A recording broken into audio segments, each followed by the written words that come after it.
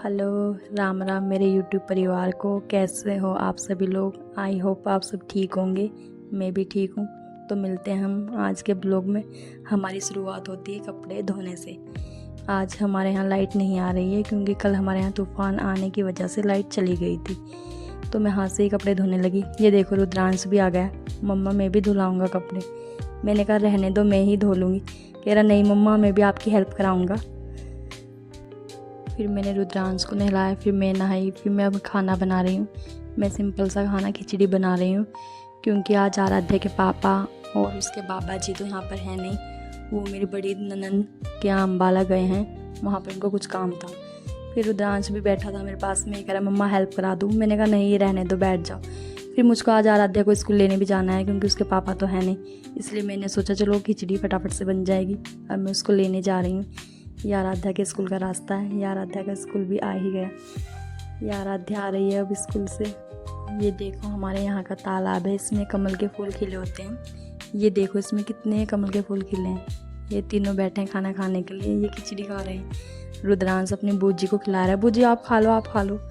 फिर आराध्या कह रही बूजी मैं भी खिलाऊंगी आपको। ये देखो रुद्रांश को बैठा है, इसकी बूजी इसको खिला रही है। टेस्टी है ये बोल रहे हैं। रुद्रांश को खिचड़ी बहुत पसंद है वैसे। ये देखो बार बार बोल रहे हैं मम्मा टेस्टी है, टेस्टी है। मैंने कहा चलो ठीक है खा लो अब चुपचाप बैठ के। नहीं बूजी को दूंगा पहले। मैंने कहा चलो ठीक है बूजी को ही दे दो।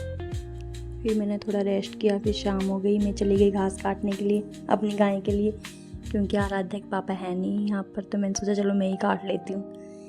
फिर मैं घास काट रही थी, मौसम भी बहुत अच्छा हो रहा था। मैं थक गई, फिर मैं बैठ गई।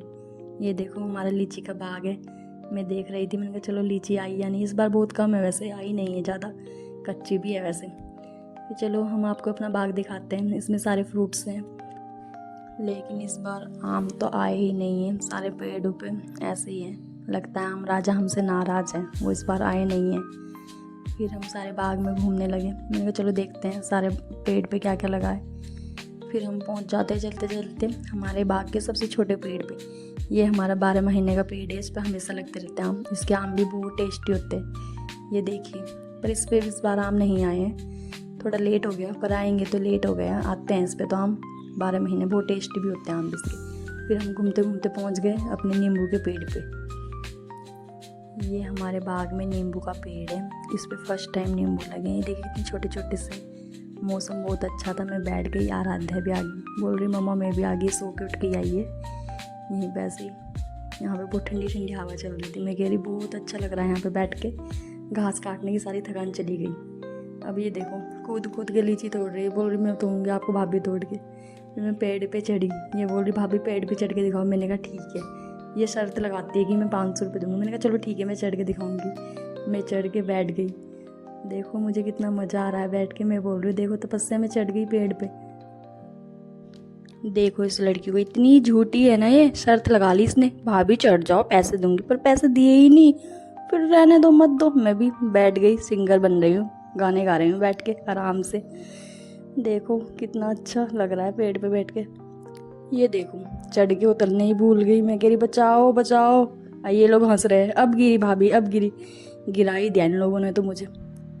फिर हम घास काट कर आ गए थे। फिर मम्मी बोलने लगी चलो दूध निकलवा दो क्योंकि आज आराध्या के पापा तो है नहीं, इसलिए हमें ही दूध निकालना पड़ेगा क्योंकि हमारा दूध डेयरी में जाता है ना। फिर हमने दूध निकाला। फिर हमारे घर पर कोई मेहमान आ गए थे गेहूँ लेने के लिए। हम गेहूँ बेचते हैं। फिर उनको हमने चाय दी। Like subscribe please. मिलते हैं नेक्स्ट ब्लॉग में।